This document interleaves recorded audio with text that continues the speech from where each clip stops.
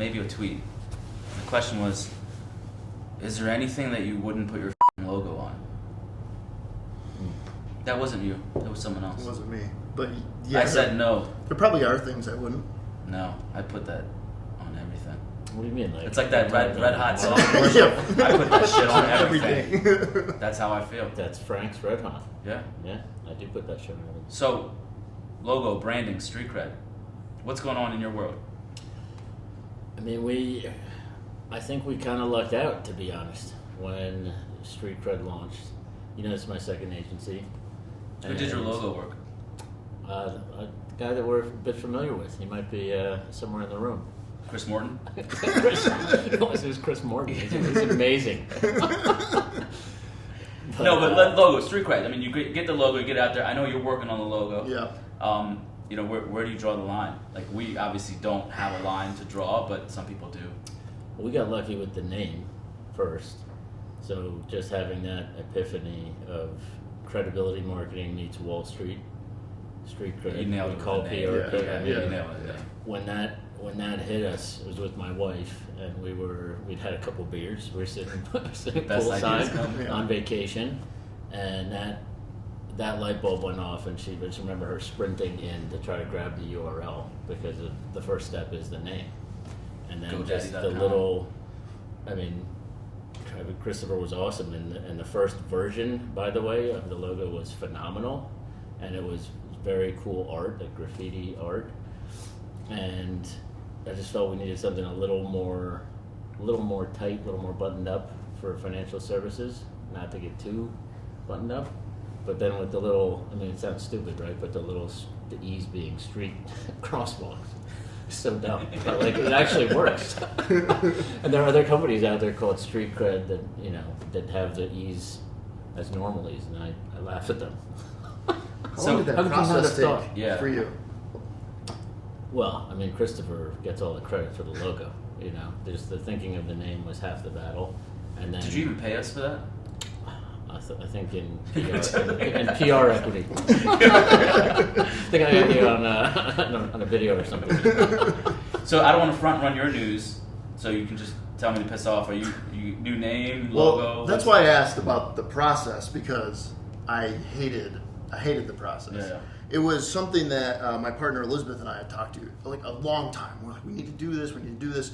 Where we were before, we weren't allowed to, and for like a year, we had zero. So we finally went to a PR firm. So we're going to launch to a select group in June, but it was a terrible process that Christopher, I was messaging a lot, and I took up a lot of his time, I feel like. So I got a couple of invoices. When you have any logo problems, just go to Christopher. Yeah. Right away. So it might have been Christopher or someone else who initially, when you're making logos, right, everyone comes up with these crazy ideas, right? And I don't think it was Christopher, someone else who said, look, the best way to think about it is if you make a shirt or a hat, how hard is it going to be to put that logo on there, right? In Potomac, it was an Indian head penny, right? Potomac River, Potomac Tribe, whatever. No one can make that, and you can't put that on anything. And that's where always it comes back to that simplicity of something, right? I mean, look at some of the greatest brands out there. I mean, Nike's a swoosh. I mean, what else? What the hell is that? Yeah. And so I don't know. It was funny just having that conversation about logos and where to go from there. Imitation is the sincerest form of flattery, and I will be honest. I mean, I shamelessly copy you guys. I look at a lot of what you do. I've said to our chief of staff at Streetcred, can you just look at all of the cool stuff that these guys have, and can we do anything even remotely close? We had 25% of the cool tchotchke that you guys have, the flags, even the mini flags. So nothing is actually thought out. It's kind of like weird conversations, and then it's usually me and Norton, and it's like, what if we... And then someone's usually like, and I mean, really, I mean, what's the worst that can happen? But I think that's one of the things that makes you guys fascinating is that, your core. My energetic personalities. Exactly. I'll finish your sentence. It's all your charisma. We're all thinking your dynamism. Your dynamism. But I mean, your core, you're a TAMP, right? Yeah, you started out as a TAMP, but you've sort of evolved into this leading edge marketing idea factory, which is awesome. Well, so from a business perspective, right? You take like some of the hip hop moguls that are out there, and that's a bad example, but I'm going to do it anyway, right? And when the CD sales started declining, and Apple Music came out, there's some people that fought it, right? What other people said is, you know what? I'm going to start selling vodka. I'm going to tour. I'm going to do a clothing line, and I'm going to, because at any given time, your revenue from whatever you're doing can get destroyed.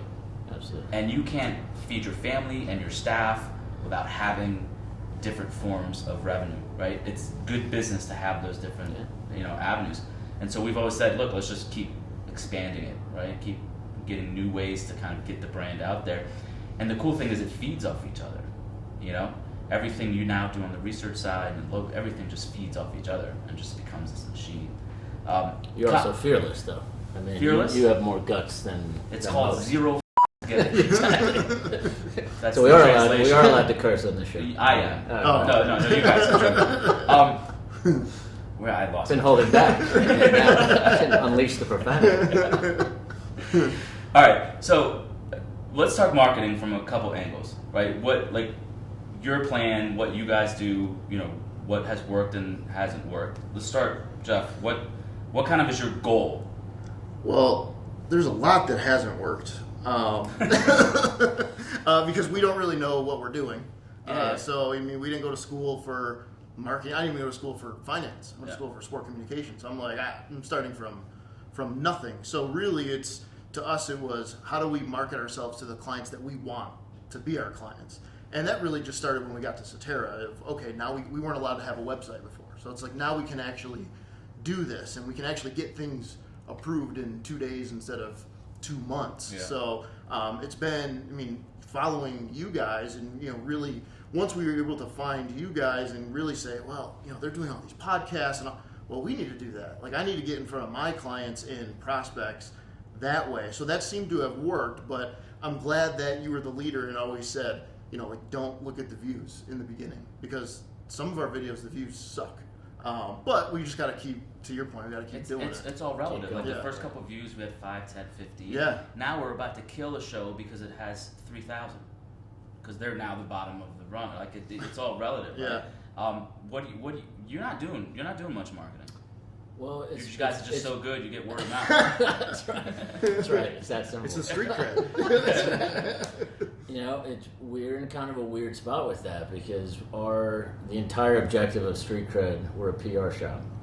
We don't do marketing work for clients. We know plenty of amazing marketing folks out there, but our job is to promote clients. They need to shine. So marketing takes a back seat, and sometimes we're redoing our website.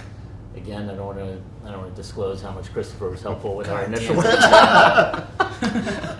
Christopher just did everything. He was awesome, but our initial website was fantastic for like a year and a half, but we've grown a lot. Just getting that site revamped has been a challenge for us. We're really good at publicizing people, but we suck at doing it for ourselves. And that's okay. Everyone has to kind of put their stake in the ground and decide how they want to market, right? I've always been of the mindset that, that saying, when your competition is drowning, what do? You stick a fire hose in its mouth. And so that is the marketing strategy. Take a fire hose from a content perspective and just fire it out. And, it's funny, the ramp up time, right? Because the first year and a half, you feel like, why am I wasting my time doing this, right?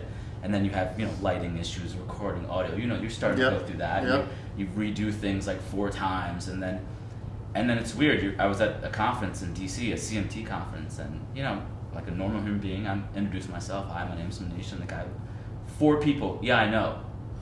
Like, you still in Florida? It's kind of creepy. I'm like, whoa, hold on. Take me out to dinner first, man. And it was weird. But then it came around like, all right, well, the content's out there, so that's a good thing, right? A little strange to get used to, but that's the conversation piece of it. So, any plans to market? You really don't need to, right? Well, that's the thing is so PR. First of all, PR is a subset of marketing. I firmly believe that. Back up. Yeah. This is where I want to go. So PR. Yeah. We talked to a lot of advisors, and when it comes to marketing and PR, the difference, what works, what doesn't. Sure. from an advisor's point of view, when should they not even bother calling you, and when should they? I mean, we tell every prospective client that calls us, you have to have your website squared away, you have to have your brand, your messaging, the content marketing, all the stuff that you guys have is table stakes. If you don't have that, if you're not ready to go out and present yourself confidently to the world, don't even think about PR. So what percentage of your calls go like this? Hi, can you get me on CNBC tomorrow? A lot less these days, because I think we've done a pretty good job. The one thing we have done well, this is on our site, it's how we reflect ourselves and work with our clients, is we do tell them it's a long game. You're not going to just flip a switch and all of a sudden get out there and be on CNBC as a pundit and then see leads flood in and the phone ring. This is not how it works. And we're pretty militant about that on calls, to the point of, I mean, it's like borderline almost being rude on sales calls to say, if that's what you want, we will end this call right now. It's not what we do. And it's kind of, we have the luxury of having that word of mouth referral system where we've got a lot of business lined up to come in the door, so we can be a bit picky about who we bring in. And to your point earlier, that could go away at any second, and I know that, and we're very cognizant of that fact. So, we do have pleasant calls, and we'll sit on a prospect call for like an hour going through. A lot of it is spent on just how PR works. What is it? Should I be doing this? It is very common to get someone to come inbound and say, I want to put the PR cart before the marketing horse. And their website is terrible, and they've done no branding. And they haven't thought of a lot of these things. I mean, PR, if you're going to invite journalists into your world and start examining your business as an advisor, shouldn't that when they come in, don't you want the confidence to needs to be know ready, that they're going to come away with a good feeling, a good vibe about your firm? Yeah, for sure. You have to have that piece in place. And that's exactly why people should not do PR first. You have to build the engine, and then you can put the nice exterior on it, and then go out and show everybody. Yeah. So is that on your radar? I mean, you're starting content-wise and starting to get traction. We've got to, once we have the logo and name release, we're going to redo our whole website, and then that'll be a huge first step for us to say, okay, now, our website is very okay. But once we have that, I think we are ready to just kind of take that step and do a couple of things there, just because we're going to be confident that we're ready to go. Our website now is like okay for clients, but I'm not ready to have that blasted out to people quite yet. So one thing, go ahead. What do you got? Well, you touched on something earlier that there is an interesting parallel. So with marketing for you guys with your videos, initially the views weren't there, but you kept at it, and then eventually it clicks. Takes on a life of its own. And that's where PR and marketing are very similar. At first, when you are ready to go out and talk to reporters and get your message out there with journalists, it's like the sports of marketing. It's not predictable. You never know what's going to happen. Initially, it's very slow going. You talk to a reporter and you might get one sentence in an article. You may get nothing. And that may happen repeatedly for months, and it may frustrate you. But then all of a sudden you build up that media profile and that credibility. That's what we call it, credibility marketing. And then one day there's a tipping point, and all of a sudden you have inbound requests from reporters. And you've seen this. Dude, we got inbound pitches for industry gossip. And we're like, first of all, are you sure you want to go down this path? Exactly. Like, just because you're pitching it doesn't mean you're going to like the answer. But the point is, it's just that tipping point, right? And then now it's just a weird feeling. Like, you're now in the media gray zone. I mean, you guys have created a content marketing machine where, I bet you have PR folks from other agencies who are coming in to ask you if their clients can feature industry gossip. I hope not. I was going to say, it's probably our own PR team. Jimmy called me yesterday. Exactly. Jimmy's texting you right now. No, that's interesting because, I was never a fan of PR. And because I've always felt that people approached it without that base, and then the expectations were wrong, and then you end up blaming the PR. And so, we're kind of at a point now where the content is so much beyond what I ever thought it was going to be. 2, 3, 4 pieces a day are out there. And that's just our stance, and, to each their own, right? So why are you here? Besides what you're doing right now. Yeah, having some beers. Yeah. And, but I want to learn. I want to learn how to get my stuff out there. It's really just been like me and my partner, we Googled how to like start a YouTube channel. And we found one of her husband's... So you went to YouTube to figure out how to start YouTube? Yeah, pretty much. And we like one of her husband's coworkers edits our videos because we were like, we don't know anybody to do this. Mm-hmm. So really just started from nothing. And in the beginning of our career, this wasn't even on our radar even a little bit. Like I was just at that point trying to sell an A-share. Yeah. So it's definitely come a long way, and the business has changed obviously in that landscape. And then with COVID and virtual and all that, it just pushed that right through the door, which I love it. Yeah. I never want to leave my house again. It's accelerated, right? I mean, YouTube is the second largest search engine that I would say 95% of financial advisors totally ignore. Yeah.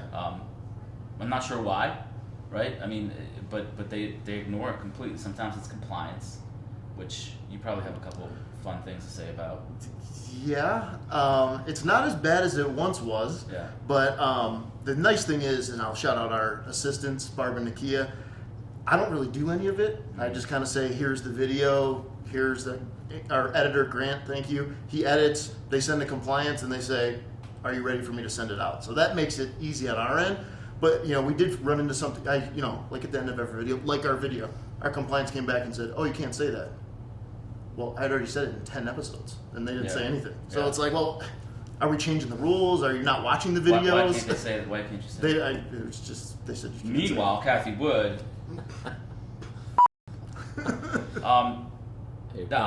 Max went after her pretty hard. Right? Yeah.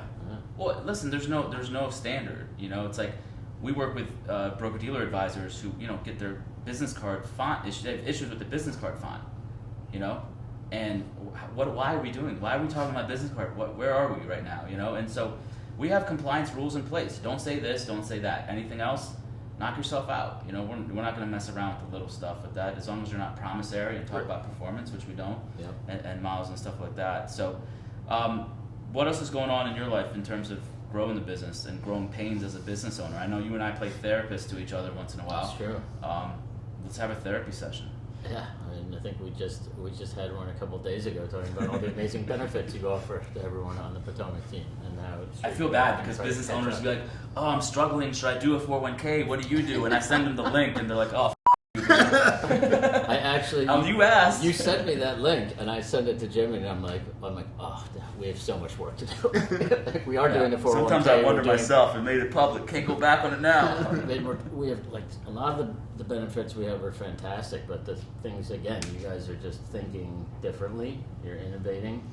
You're outside the box, thinking of all kinds of cool stuff. How can we keep people around? That's exactly what we want to do.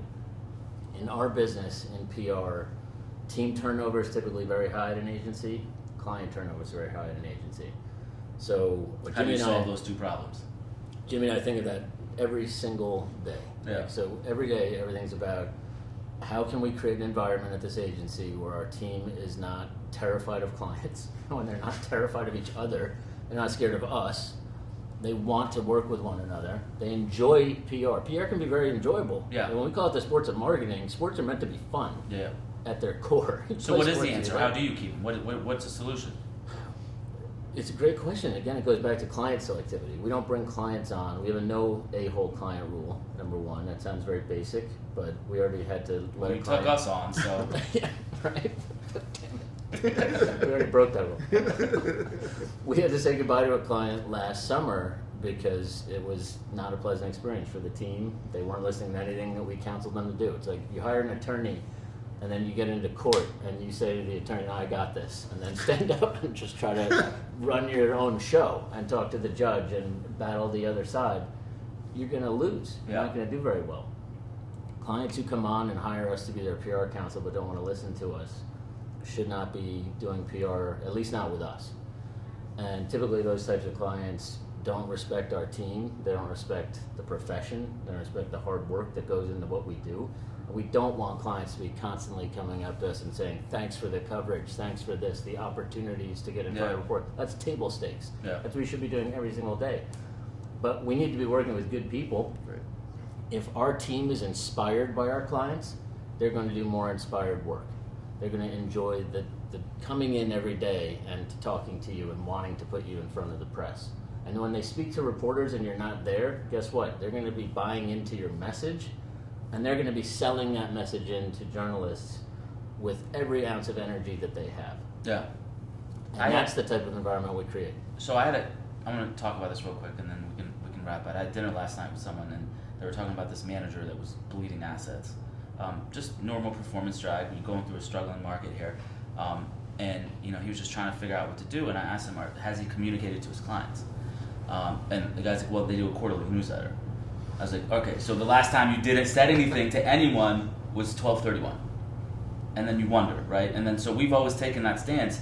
You can't put your head in the sand, whether it's good or bad, right? Because there's always going to be good and bad times, and you just over-communicate. Yeah, to that point, and so I'm not trying to toot the street cred horn too much here, but you asked the question, like, how do we keep clients, how do we keep our team? We hold ourselves accountable before our clients have to. So every 2 weeks, we stand before clients and show a grid of everything we're working on and everything we accomplished, all of the media wins, everything that's in process. And if we're not doing what they hired us to do, it's going to be pretty embarrassing to get on that call. You don't want to be on that call coming before your client and saying, well, we really didn't do anything for the last 2 weeks. Sorry. Is that cool? I was in Vegas. We're going to make it up. Yeah, I've been in Vegas hanging out with Manish. We're going to do something next week. Yeah. What are your thoughts there? Do you put out client-specific? So this is where compliance comes in. So I tried to do group reviews just so I could hit more people and say, like, you're in our balanced portfolio, jump on this call every once in a while and just hear what's going on. And compliance is like, you can't do that for whatever reason. So we still are sending out quarterly review texts. Now we're more proactive with the videos and everything like that are coming out. And we're always putting out emails and content on LinkedIn and everything like that. So we've kind of trained our clients, and I tell every single one of them, you don't wait for the quarterly review if you have a question, because I don't know if you have a question. Yeah. So we've been lucky that we work with some good people that they've kind of got that. It's like, okay, I can just go and schedule on Jeff's calendar whenever I want to. And they're kind of starting to understand that through the pandemic, that I'm available to you almost always, unless I'm in Vegas. But that's been really helpful for us, at least. So, last thing, and we'll wrap up here. Do you have a TikTok? Only today, because I saw you have one. You signed with up? your blue sweater. You signed up? I said, of course, yeah. Do you want to make a video? I think I'm your second follower. Yeah. Do you have a TikTok? I do have a TikTok. Oh, it's like Big Jeff 29, something like that, It's right? all Bills. All Buffalo Bills no, stuff. I have no followers, and I'm only following 2 people, and you're one. We're making a video before we leave. That's the exciting. 3 of us. Okay. That's Who's the lead dancer? That's very scary. I've never had my face on a video. Oh. It's mostly just turn Josh around. Allen. Man crush? Yeah. This might be a terrible idea. Who's dancing? Lahita. I'm going to need a couple more of those if I'm going to be. It's all right. The Running Man? Yeah. Bust it out. Got it. Thanks for your time, guys. Appreciate it. Thank you.